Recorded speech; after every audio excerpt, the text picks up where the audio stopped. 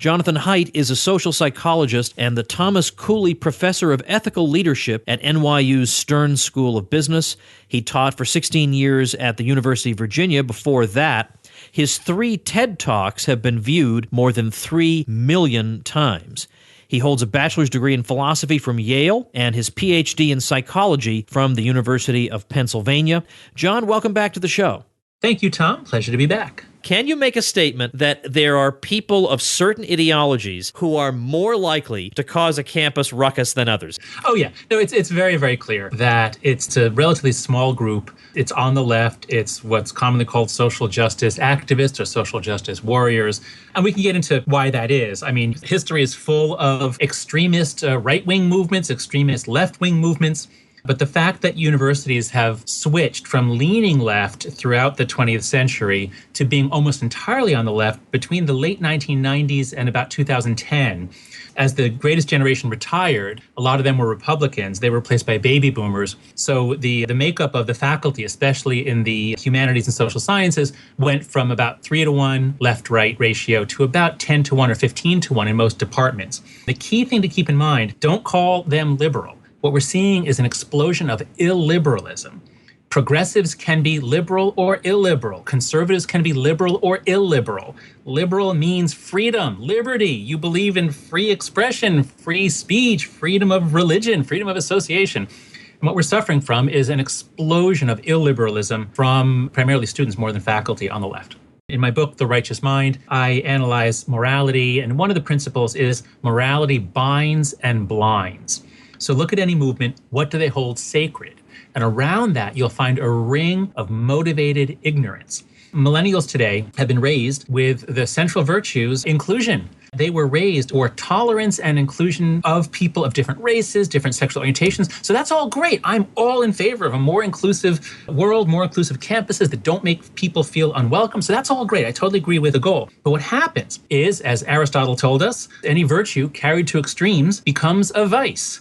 And if you make inclusion of people who are different, if you make that your absolute sacred virtue, and then you have a professor, let's say, who gives a lecture on how gender differences are real and maybe that contributes to the wage gap, well, suddenly you're going to get people, what? Are you saying that women deserve to be paid less? So you can't say such things. You can't say anything on campus that will make any member of one of the 7 protected groups feel uncomfortable. This extreme value placed on inclusion and diversity has led them to be extremely intolerant of anyone who says anything that's taken to be uncomfortable for a member of a protected group.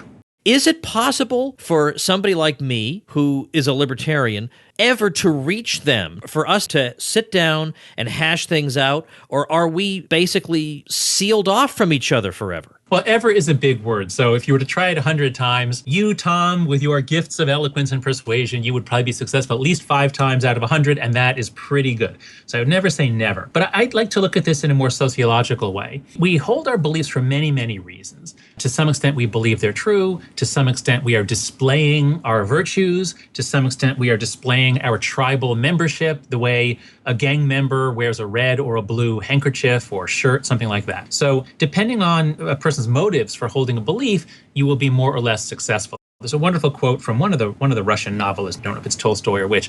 It's very difficult to persuade a man of something if his salary depends on him not understanding it.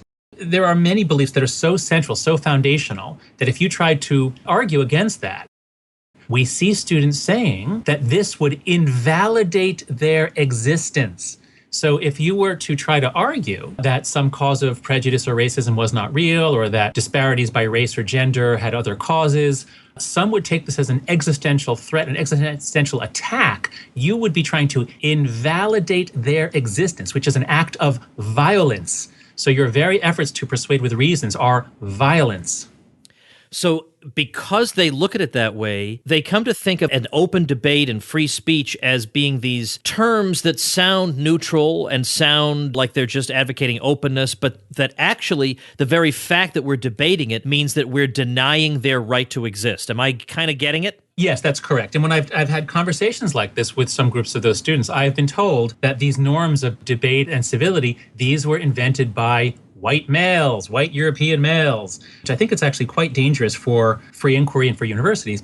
Certain norms that grow out of the Marxist tradition have been established on campus. One of them is what you might call the ad hominem albus argument. I just looked this up this morning. Albus is the Latin word for white. So we all know what an ad hominem argument is. It's not a valid form of argument. Rather than arguing against what someone said, you say, yeah, well, you're Jewish, therefore, or, you're gay or whatever. So therefore, I don't have to listen to you. So what students are taught in many of their classes is start with an analysis of privilege. So who's the speaker? What are the speaker's motives? Is the speaker just defending his privilege? This is literally most of the arguments I've gotten, most of the counter arguments, literally since I started this last August with my Atlantic article with Greg Lukianoff, we've been scouring the internet. We've been looking for people arguing back. We've been looking for reasons why we might be wrong. What have we missed? And I kid you not, more than half of the arguments, and I'm talking like a total of maybe 6 blog posts, like nobody's really argued back, but most of them are basically, well, they're white males. They're just defending their privilege. So that's what I call the ad hominem albus argument. Students learn to start every analysis with a privilege check and to dismiss arguments made by the privileged people and to emphasize arguments made by the victim people. They have more authenticity, they have more valid life experience. This is what they're learning in college, where basically we're teaching them to judge everybody by their race and sex. Are you serious? This is really what we're doing? Yes, this is what we are doing on campus. And so it's no surprise then that you cannot argue them out of a position. I'm not saying they could argue us out of a position. I'm not saying we're more rational, but at least you and I come from a tradition where if someone gives you an argument, you at least address yourself to the argument, not to the person. I would say that in Western societies, they have been treated with more indulgence than they would have been treated in any pre-modern or non-European society anywhere on the face of the earth, which would, I think, have had a much more summary way of dealing with disruptions like this. They should be glad they live in a society that values open debate, because the only substitute for open debate is force. That is the substitute. So how do we then pull them out of the idea that we look at somebody and by looking at them, we can automatically assume what that person is thinking, what his motivations are, and whether I can ever be an ally of that person? How do we change that? Is that changeable? In general, direct routes to persuasion are difficult. I don't think this is a problem that we solve by directly trying to persuade people. This is not an indictment of all millennials. Most students on campus are not like this. And we're only talking about elite residential colleges. Most students go to vocational school, a community college, a non-residential school. They are not infected with this way of thinking. This is our elite schools in which students come, they live on campus. All the professors are on the left. All of the smart and cool people are on the left. And they're immersed in this world for 4 years. These ideas come especially out of the humanities. So those who are majoring in the natural sciences are not as much touched by this. So again, this is not an indictment of most young people, but it is a small group of the illiberal left that everyone's afraid of. So this relatively small group on each campus has everyone cowed. The students are afraid of them. The professors are afraid of them. They have outsized influence. So once you look at it that way, then you say, well, what can we do so that in the future, the number of people in this group will be smaller and less influential? So here are a couple of suggestions. One, as I wrote in a Wall Street Journal op-ed with Lee Jussim, we looked into the research on what leads to feelings of marginalization. And one of them was when you have a lot of women's studies centers, African studies centers, Latino studies, when you have all those groups, those tend to heighten the sense of racial separateness and grievance. The protesters all over the country are demanding more of them, and the university administrators are giving in. That's going to make things worse. So if a university were serious about restoring free inquiry and eliminating the intimidation factor of this small group of students, they would gradually try to phase out all the different enclaves. When you have a whole department devoted to grievance, that's when you get a real cultural problem. Second, I would change admission standards. Don't keep rewarding students for writing about how they challenged this, they were social justice activists on that, they protested this. Tell me about a time when you dealt with someone who thought differently than you. How did you deal with that? Were you ever able to understand a different perspective? So if we admit for social justice activism, we get social justice activists. If we admit for viewpoint diversity or the ability to live with viewpoint diversity, we'll get students that are able to deal with viewpoint diversity. My hope is that there will be a couple of schools among the top 50. A couple will realize that most of the country is disgusted by what the universities are doing to cave into this small group of activists. I'm hoping that the University of Virginia and the University of Chicago, that have long free speech traditions, that their students will vote for this school rather than a safe school. A dangerous school is one that does not try to protect students from words and ideas, and a safe school is one that does. So I'm hopeful that the students themselves at some schools will rise up and say, enough. We're tired of this small group intimidating everyone into silence. We want to change things.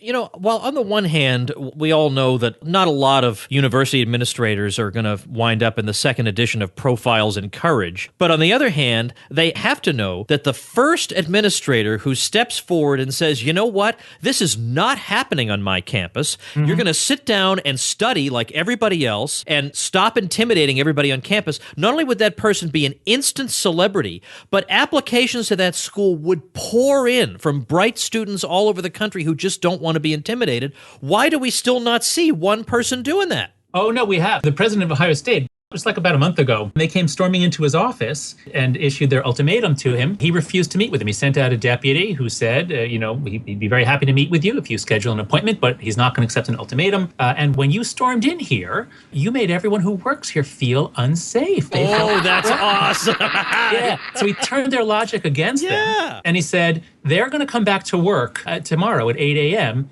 And if you are still here, then you will be arrested. We will give you a chance to go to jail for your beliefs. And it worked like a charm. The Vice President, Jay Casey, came out and read them the Riot Act. And he said, Dr. Drake will never receive a list of demands, and he will not negotiate with you. So I think what's happening here is that pretty much all the presidents last fall caved in.